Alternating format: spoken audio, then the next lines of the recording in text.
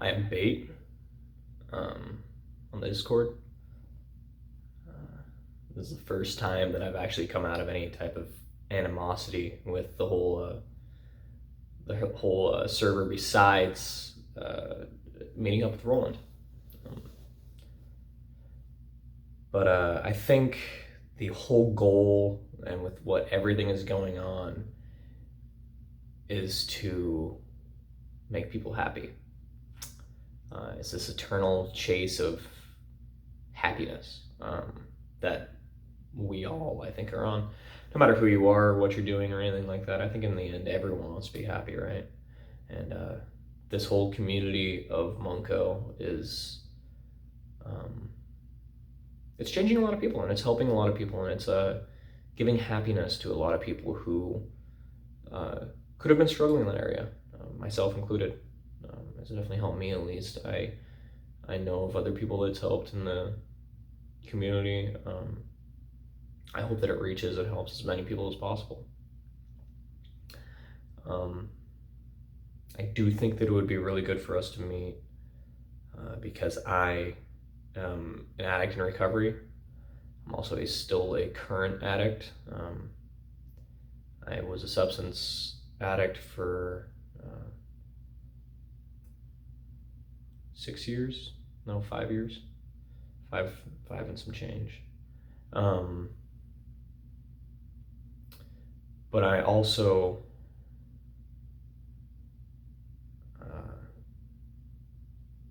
I am a compulsive sex and love addict. I'm very self-destructive, and I've only told that to a few people. One who was in the server, 2 of my friends, and my therapist. And now I'm telling it to a whole community of people.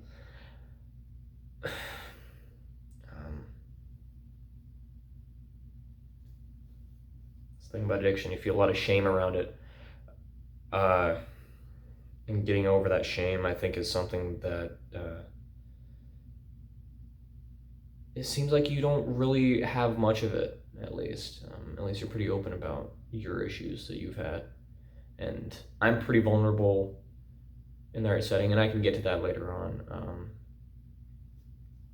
But at least myself, I think I would benefit a lot from learning from you in the ways that you have coped with some of the things that you've had issues with. At least cope in a healthy way, because I think all my addictions and all my issues were coping mechanisms in the end. And I think it would also be good for you, because you get to experience more sides of things that you're familiar with and things that you're not familiar with, and you can learn more, and you can learn how that you've touched people in a way that's good and healthy. And the thing is most of the ways that you've obviously you as in David Cho has helped me is somehow getting me into this community and meeting all these people who have been nothing but beneficial for me. I never thought that I would be in a community like this, being helped by these people who don't even realize they're helping me, because I haven't really been that active in the community. I only recently started kind of picking up a little bit. I lurked for a long time on there, but it could help. It could be good for both of us. I'll admit, primarily me, learning from others and actually having a chance to communicate one-on-one or however many. But I think my story can help others because it's a story of resiliency. And recently it's a story of learning. I had to become an adult when I was a kid. Not in the same way that I think many people picture themselves that way, and I didn't even fully realize that until when I started therapy for the second time this year. My dad was never really there growing up. We were all still not conjoined, but a family that was together. I use quotations because my dad wasn't there because he is a hardcore alcoholic, and he still is to this day. And I have a lot of issues with that, with how it is now, and with how the social stigma around it is versus other addictions. And my mother was extremely abusive emotionally. She was a chronic drug user for much of my life. From my knowledge, I don't keep in contact with her anymore for other reasons. From my knowledge, she's been sober since about 2-3 years ago. And she was diagnosed with bipolar schizophrenia when I was 12. I also have a brother who's 6 years older than me. And I looked up to him most of my life, even though he was the one who was physically abusing me. Beating me, strangling me, trying to drown me. I think he was the main cause of any directly negative emotional abuse that I had from my family. All of the other stuff was a lot of passive-aggressive stuff, which now coming to the realization, the self-awareness of it, it's a lot of why I am who I am, and learning how not to talk like that, and how not to be like that, because it's not good for me and it's not good for anyone else around me. But he would constantly shoot me down, a lot of things. My mom would constantly abuse me and basically in an all-around way tell me that I'm not worthy, I'm not enough, I'm not capable of doing things, even though it was a real two-sided coin, because she would say, oh, you're capable of so much, you can do this, you can do that, but at the same time it was, oh, you can't do that, you can't get that done, and you really think that you can reach those standards, something of that sort. Obviously there's a lot more to it than that, along with her abandonment with drug issues, and it's why I have a lot of neglection issues and attachment issues and a lot of coping issues, because I realized that I was doing a lot of the things that I was doing to self-isolate and shut out from everyone and put a guard up was because it was a coping mechanism, dealing with a lot of those things. And even my coping mechanisms I was made fun of for. So I took a lot of those, and I may continue to do them or whatever, but I took a lot of them and changed them into other coping mechanisms which were negative, like drug use and self-destructive behavior and compulsive behavior and things that just aren't healthy for me or most people around me, but it made me feel a connection to other people. Whether it was a good connection or not doesn't really matter, because in the end, for me and myself, it wasn't healthy for me. It was a coping mechanism because I wasn't prepared, and I didn't have the knowledge of the trauma and the messed up experiences that I was having or had. I just didn't know about them. I didn't know how terrible growing up was. I thought most people had issues like that. I know that I was the extreme case, and I knew that growing up, but I thought most people just had issues that were similar.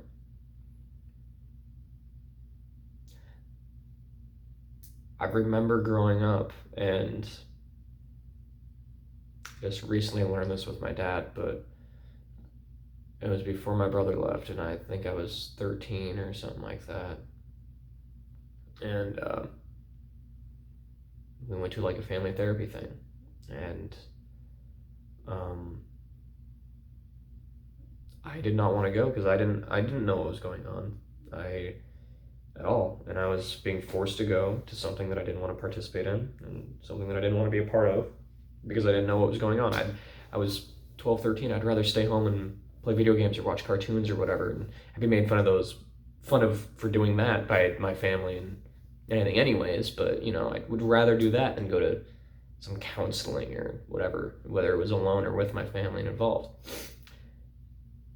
And because of how hard they were pushing it on me, I was thinking in my head that it was them blaming me for their problems, whether it was my mom's mental issues, my parents, obviously this is prior to their divorce that happened a few years ago, but my parents' issues with themselves and their relationship issues, or the issues with my brother and his anger issues. And I blamed myself. I was the cause for it, and it was my fault because in my eyes, I was the primary one who was always having to go to these. And, it wasn't. It was an acceptance of, they did the best they could. My family did the best they could. It's extremely hard to come to terms with that, and I'm still having some issues coming to terms with it, but it really is. They did the best they could, and it's going to be okay. Because I've never been able to tell myself that before in the past, up until a few months ago. I started therapy about 5 months ago, and the thing was right before I started, about 3 weeks before I started, I told everyone that I could ever find that I was doing the best I ever had been, because everyone around me knew that I was not doing good, and I didn't realize it, but I've been depressed my whole entire life. I just had no idea. I didn't realize it. How I was feeling on a day-to-day basis wasn't normal. And, I had spurts of joy or happiness, but it wasn't, long term. It wasn't anything that would pull me out of depression. But I was telling everyone that I was doing the best that I've ever done. I was being healthy in all these ways or doing whatever, and when someone is trying to do all these things to improve themselves and they're jumping headfirst into so many things, but yet they're so angry at everything around them, still they're not doing the best they ever did. That was one of the darkest points that I've ever had in my life. I've had quite a few of those points in my life, sadly, but it truly was in top 3 where it's, people should, I was worried for my own sake.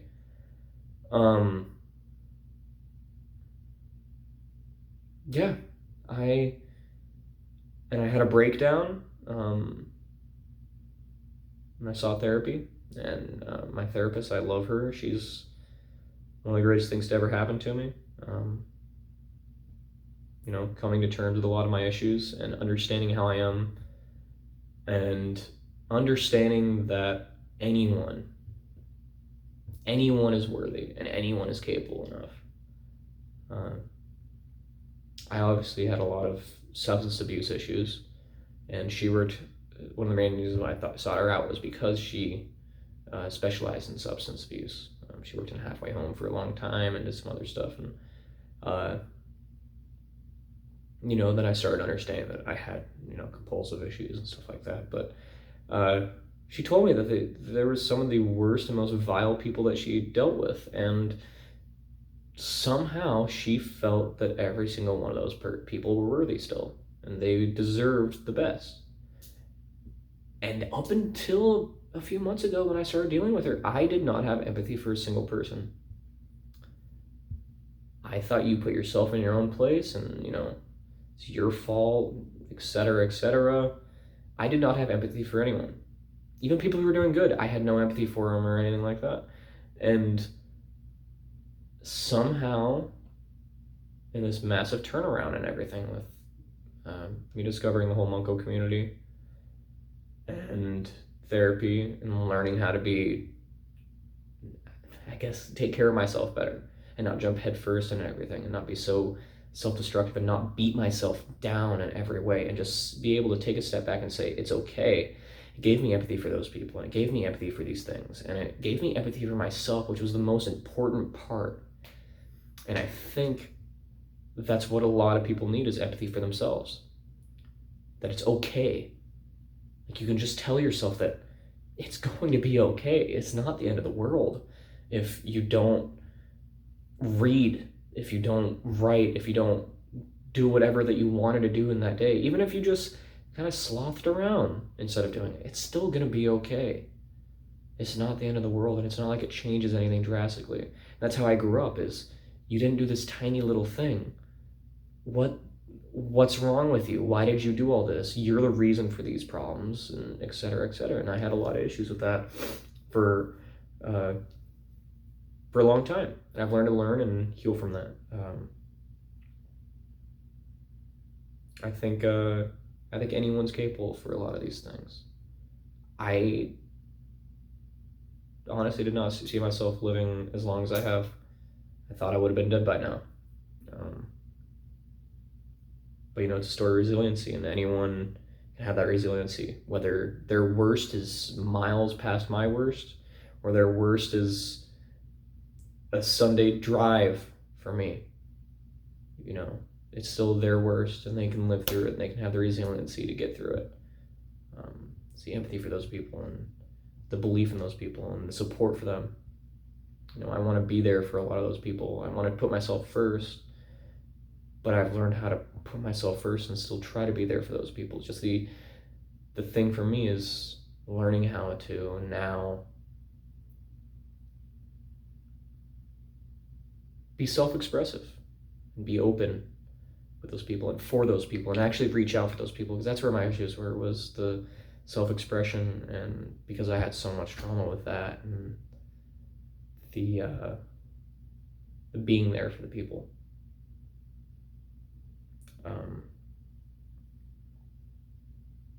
I think you would learn a fair amount from my story. I think you would learn the weird things that people will do when they're in stressful situations, especially for an extended period of time, and it becomes the norm. Or when it's those extreme traumas, and how they might affect you later on, or how you can cope with things.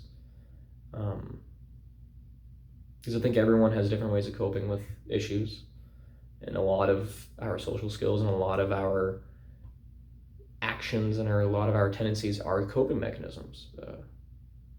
Sadly, coping mechanisms are what makes us who we are. Just learning the healthy ones. And that kind of brings me over to the openness part. Like, I always had a guard up. I still do, for the most part. But you put me with someone who will listen, or I feel a connection to with my issues, or someone who understands some of my issues, or someone that I can trust with my issues. And I'll be fully open 100%. And usually I'm pretty open with a lot of things. I'd say if I'm not in a situation like that and it's just a random stranger on the street, I'm still probably 80-85% open, because I learned to, my mother was very manipulative, and I learned to use things like that to be manipulative with people. I don't do it anymore, because I think it's a very toxic thing to do, and it's a very unhealthy thing to do, to manipulate people like that. But it's something inadvertently I learned from her, and how to get your way. And openness is a way that you can do that. But a lot of it's knowing your audience. And I know that with the correct audience, I can be 100% open. And that's even what I'm doing now. And one person that I was extremely open with, I had two people in mind who's in this community that I want to do this to. I actually told this person a day that, hey, I know we have this connection and everything, but I think I'm going to give this to the other person. And I was thinking earlier, and I just can't bring myself to do that. I can't bring this other person up, because I would not be involved in this community without this person. In one of the quests, I was getting out of work and I only have about 2 hours before the quest thing closes. And I get out of work about 2 Pacific Standard Time. And it was listening booth one.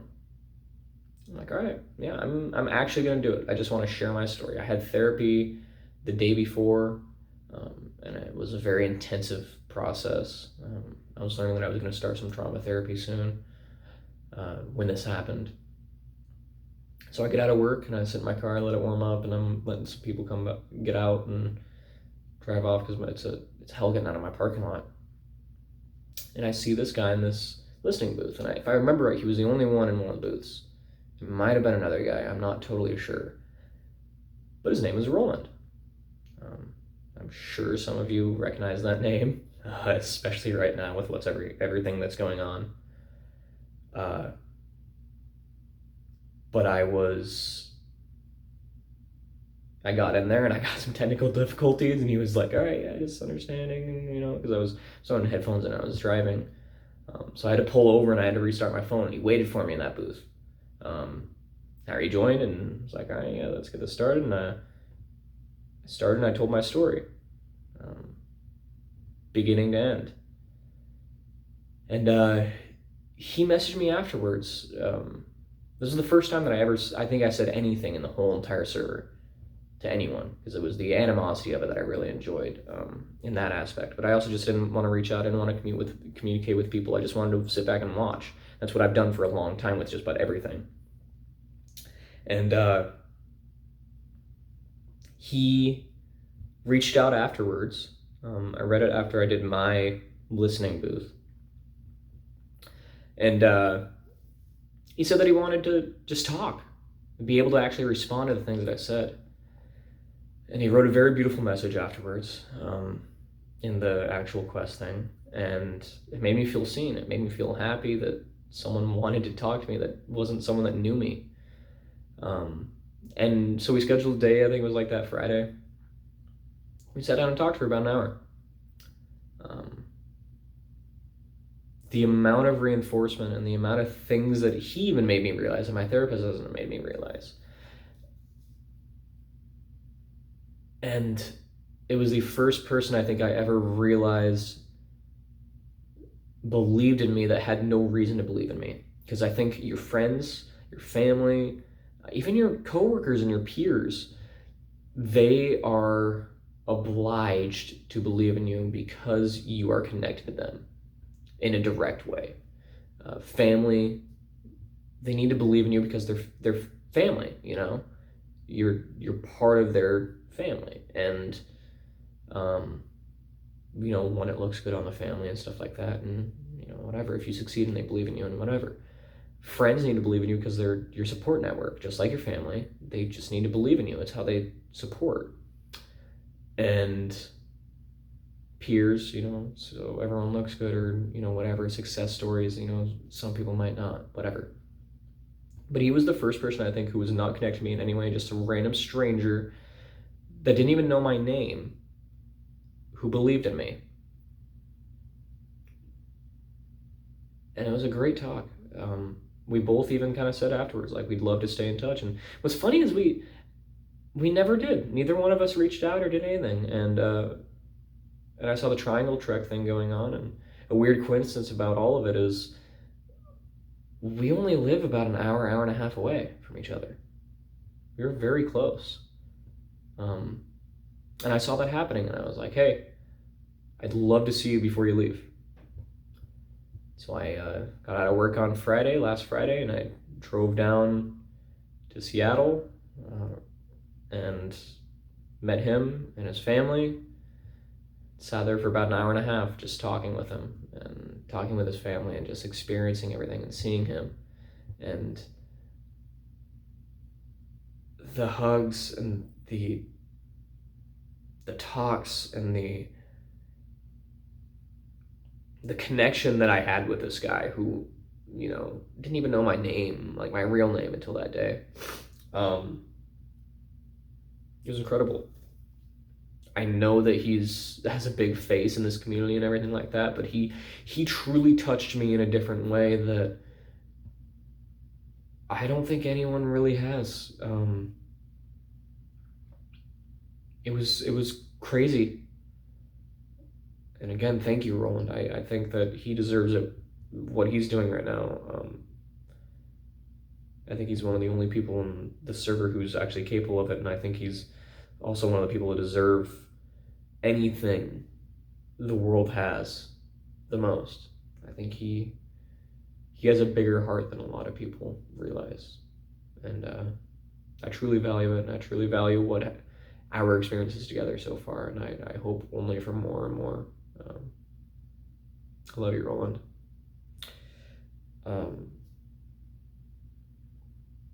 On that note, I could travel to LA whenever. When Chris Cornell died and they did that tribute concert, I somehow got tickets for it, and I flew down after work one day all the way to LA and saw the show, spent the night in a hotel, and flew back the next day. And then I went back to work. Great experience. Terrible sleep, I can tell you that. And I think I'd be comfortable with a portrait. I have a lot of self-image issues and self-esteem issues. And it would definitely be very awkward, having myself painted. It's awkward not having my picture taken. But I think I could do it, especially if there's a conversation going to where I didn't have to pay attention to anything. Or I can at least preoccupy my mind a little bit, because that helps me throughout things like that, even though I'm a big proponent of not preoccupying your mind for extended periods of time, because I think we are overly sensitized by a lot of things and are on a endless quest for entertainment and preoccupation. But if you haven't been able to tell, I'm a junk.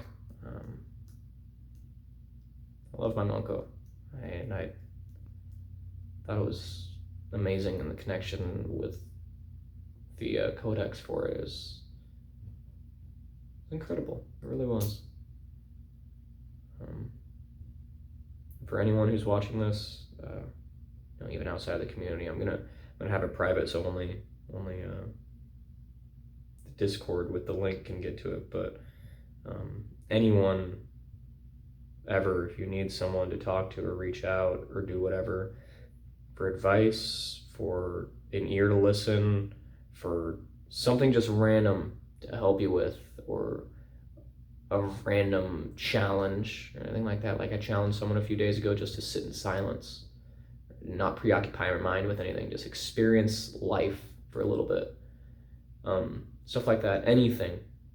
Don't be afraid to reach out. Really, please don't. It's something that I took way too long to do for a lot of things in my life. And I love all of you, no matter who you are.